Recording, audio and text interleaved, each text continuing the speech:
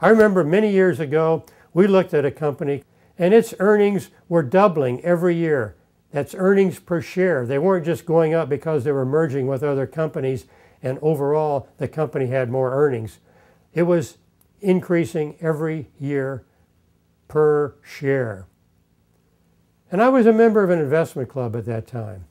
We looked at that stock and said, this is really exciting. We're going to buy into it. What was the price earnings multiple at that time? We're going to talk more about price earnings multiple. But it was selling for 200 times earnings.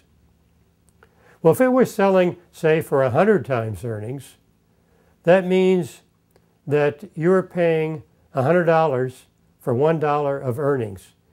Would you invest in a company with me where you put in $100 and it earned $1?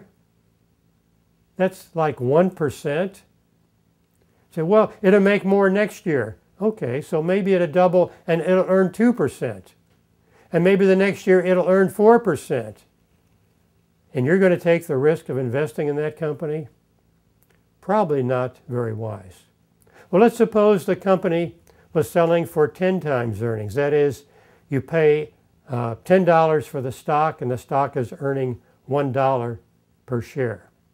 I mention that because this ratio of the price to the earnings is a pretty significant item to look at when evaluating stocks.